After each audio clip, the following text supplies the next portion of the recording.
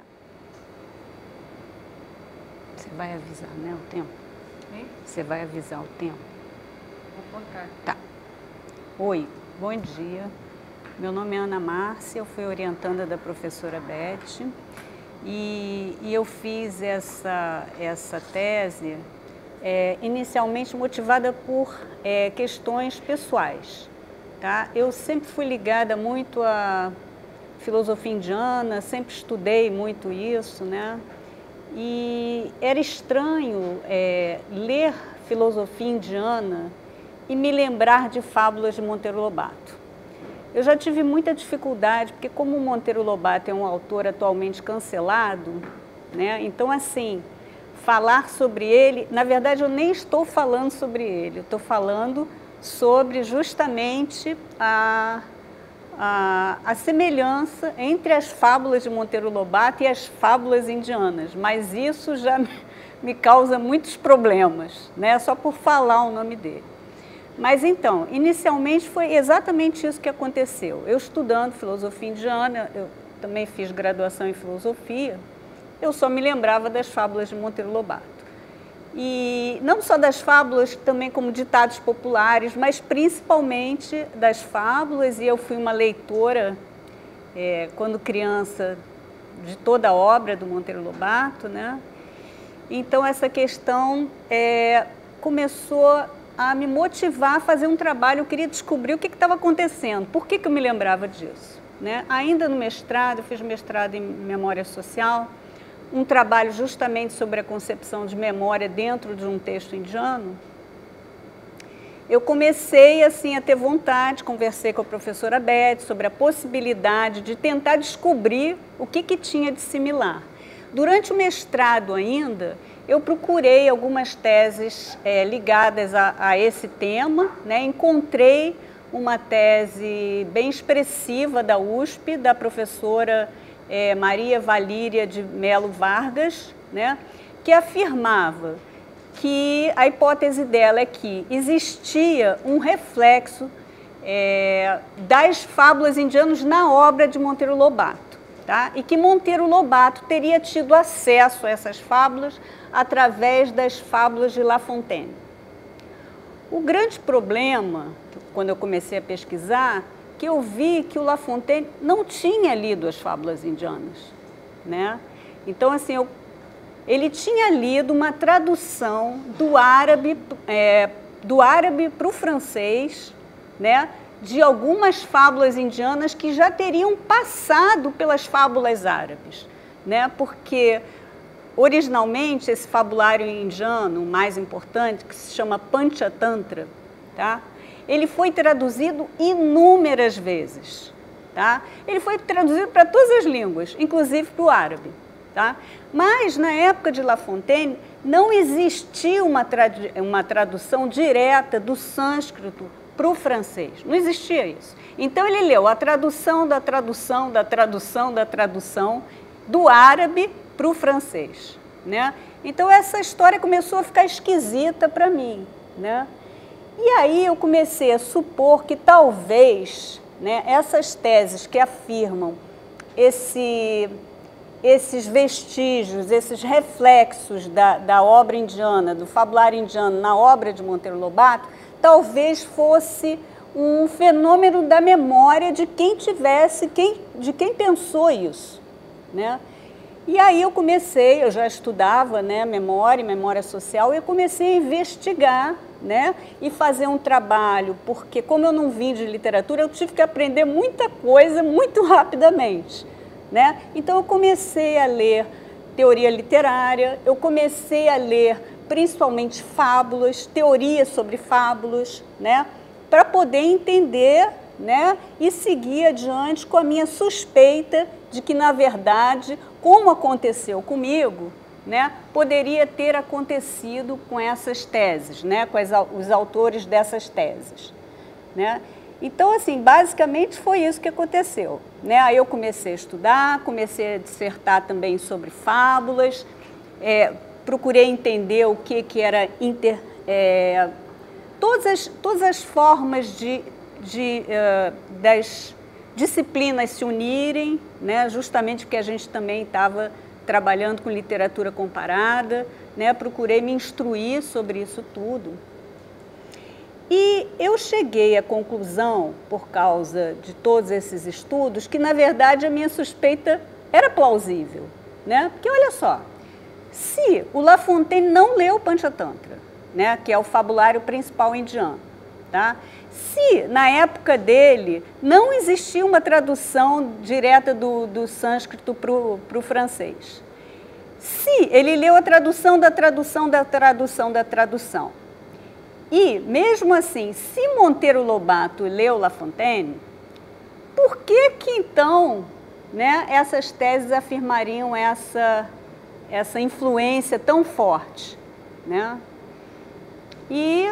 E aí, basicamente, eu fui estudando mais sobre memória, peguei todas as teorias de memória, desde Platão, passando por Aristóteles e outros autores mais contemporâneos, né? E cheguei à conclusão, é isso que eu gostaria de ler para vocês, as minhas considerações finais. Tá dentro do horário? Tá? Dá? Tem 14 minutos ainda. Ah, é? Eu acho que dá.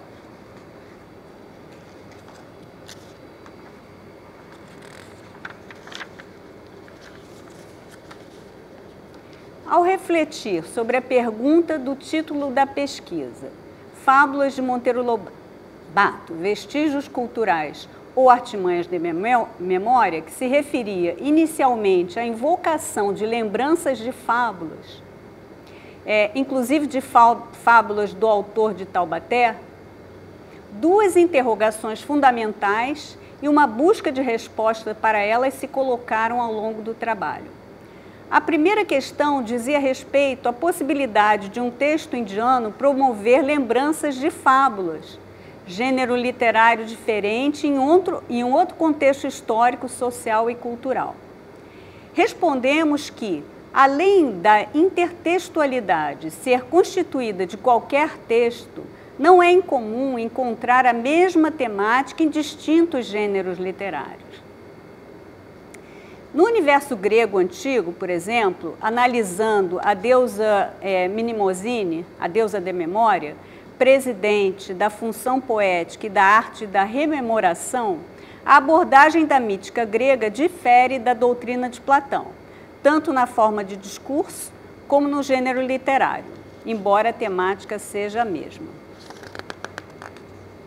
No que concerne ao universo da literatura indiana, hindu, tá? Fazendo uma diferenciação, porque pode haver literatura indiana sem ser hindu, né? Pode ser muçulmana, pode ser cristã, enfim, qualquer outra coisa.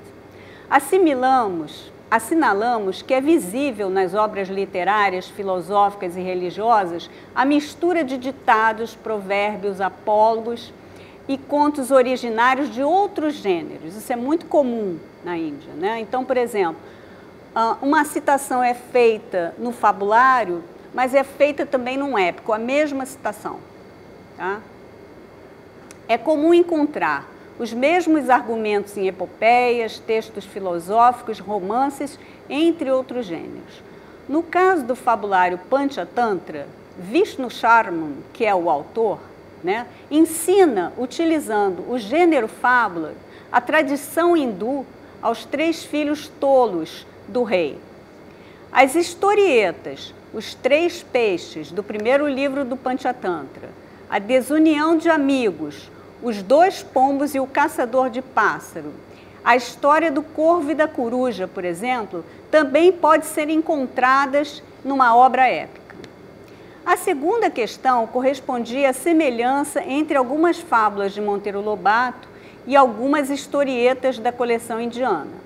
Quanto a isso, procuramos mostrar que a única informação que se tem é que o escritor paulista dialogou com as fábulas de La Fontaine, que, por sua vez, teve acesso não ao fabulário indiano, como eu já falei, mas a uma tradução do Kalila e Dimna para o francês. O Kalila e Dimna é justamente o fabulário mais importante árabe, tá? Que tem lá, depois de trilhões de traduções têm alguma coisa a ver com o Panchatantra lá na Índia. Tá? Ou seja, o fabulista francês não entrou em contato direto com o Panchatantra, mas com versões e adaptações do fabulário. Embora o francês talvez pensasse que sim, tá? Porque o título da obra dele fala que ele é o livro das luzes, tá? Composto pelo sábio indiano Pilpai. Tá? Pilpai é justamente uma corruptela de Vishnu Sharma, mudou bastante, né? Bem, é isso. Como eu falei também, em alguns trabalhos acadêmicos brasileiros sobre os fabulários indianos, parece ser evidente que haja reflexo das fábulas indianas nas fábulas de Monteiro Lobato. Considerando as inúmeras traduções, versões e adaptações do fabulário indiano para várias línguas e diversas culturas, tal afirmação não parece levar em consideração que esses 3 atos ressignificam o texto original, ou seja, criam outros textos, e nem por isso são cópias mal elaboradas de um texto original. É marcante, no entanto, que as fábulas lobatianas e as indianas exibam uma estrutura semelhante. Como não foi o intento desta tese interpretar essa correspondência por meio dos estudos linguísticos, porque aí sim faz sentido, mas não só com Panchatantra, com todas as tradições de fábula, que explicariam uma boa parte das similitudes estruturais entre os fabulários, afirmamos que essas afinidades poderiam ter outras causas, como o contexto rural em que foram concebidos os 2 fabulários, que favorecia as transmissões orais de tradições populares. Não há indicação, como já falamos, do contato direto, tá, com a filosofia ou os fabulários indianos, embora Monteiro Lobato tenha lido com muito afinco, tá, e admiração a obra de Kipling, tá? Inclusive, ele foi o tradutor, né, de, por exemplo, Mowgli, Kim e outros livros, né, do Kipling. Que era, na verdade, um súdito britânico, mas que nasceu na Índia, né, e foi educado lá até os 5 anos por uma aia indiana, que inclusive também falava português.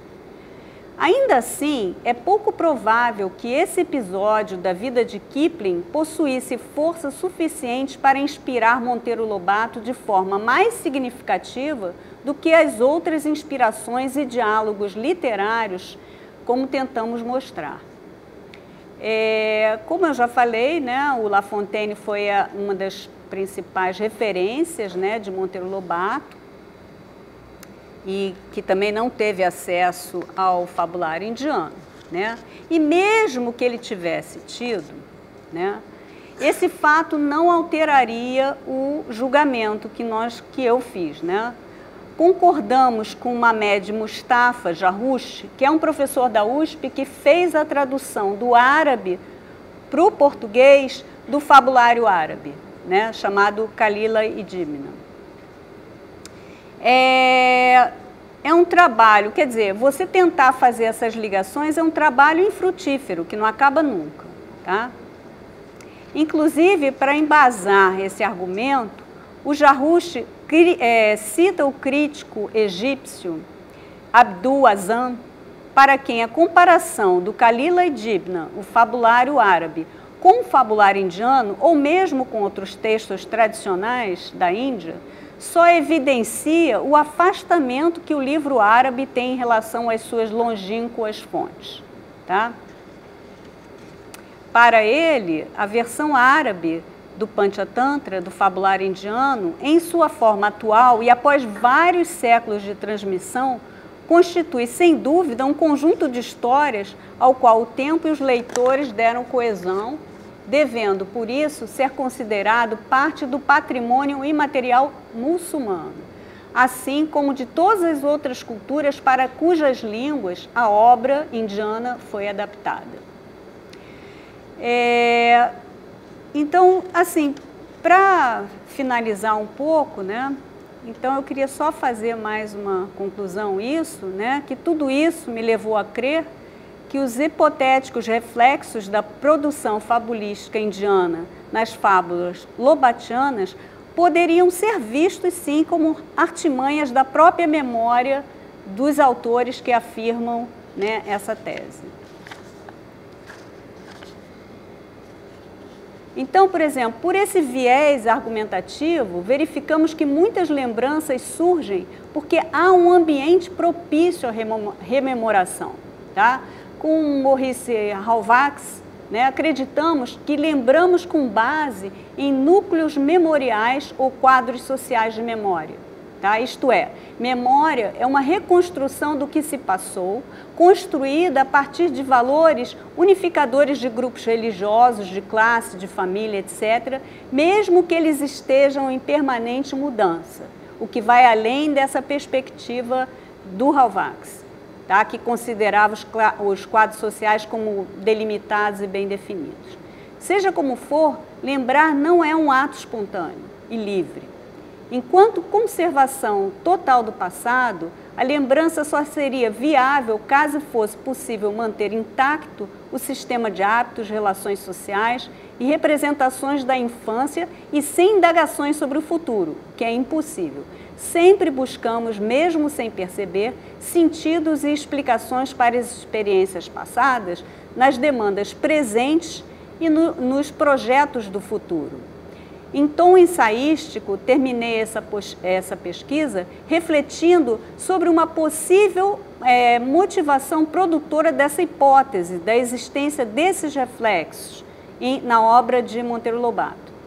Presumimos que os motivos podem ser estruturados com base em rastros de um orientalismo que denominamos de não intencional, espontâneo, anterior a 1808, introduzido no país, no Brasil, por sobrevivências da cultura ibérica, que não eram somente europeias, mas lotadas de elementos orientais consistentes, como apontou Gilberto Freire, outro autor problemático para citar hoje em dia, por vestígios de um orientalismo construído pelos contatos comerciais estabelecidos entre o Estado da Índia, né, Lusa, e a América Portuguesa, que se mantiveram na vida intelectual do país e que se estenderam pelos séculos XIX e XX, com a vinda da corte portuguesa para o Brasil, e também a partir do orientalismo de Dom Pedro II e de sua relação com o orientalismo europeu.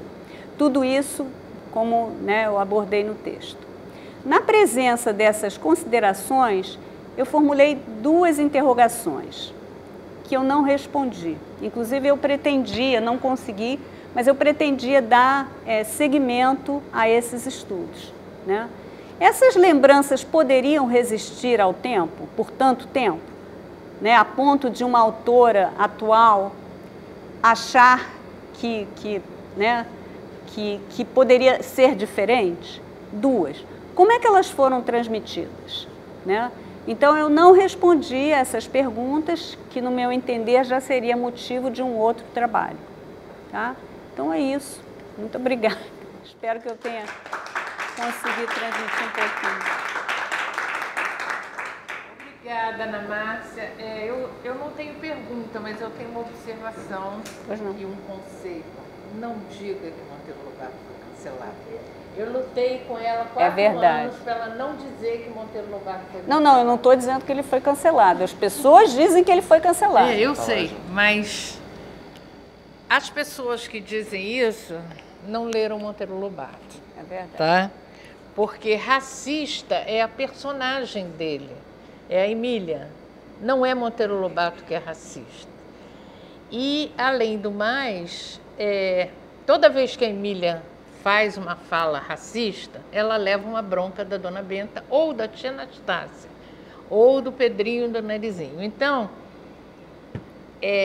nós temos pessoas importantíssimas na nossa cultura atual que estão defendendo Monteiro Lobato e tentando reabilitá-lo. Uma é a Marisa Lajolo, que eu te mandei um livro, não mandei? e que ela escreveu com a Lilian Morris Schwartz, que acabou de tomar posse na Academia Brasileira de Letras. Eu fui à posse dela, fez um discurso belíssimo e no qual ela se comprometia a lutar contra o preconceito racial. Então, são pessoas que lutam contra o preconceito, tá? Que estão defendendo Monteiro Lobato. Quem cancelou não leu, então a gente não deve dar muita importância. Mas o trabalho da Ana Márcia é muito importante e você tem que levantar a cabeça e ter orgulho de ter falado do Monteiro Lobato. É isso que eu queria dizer. Não, mas eu tenho. Mas eu tenho orgulho de ter orientado a tese dela, tá? Posso só falar uma coisa? Eu tenho, mas é tanta dificuldade que eu fui num evento na Unicamp, online, e nem me deixaram falar. Eu falo... Pois é, mas a Marisa Lajolho é da Unicamp. Pois é. Mas era um evento sobre memória. E a Lília é da USP. Então, assim, é uma dificuldade, mas assim, eu acho um absurdo, eu concordo plenamente com a Beth. Né? É muita dificuldade. Porque esse mesmo autor escreveu aquele conto Negrinha, né? Que é um conto que eu aconselho todo mundo a ler, porque é fantástico, né? Bom, então, obrigada, Ana Márcia. Vamos passar para Débora Maia.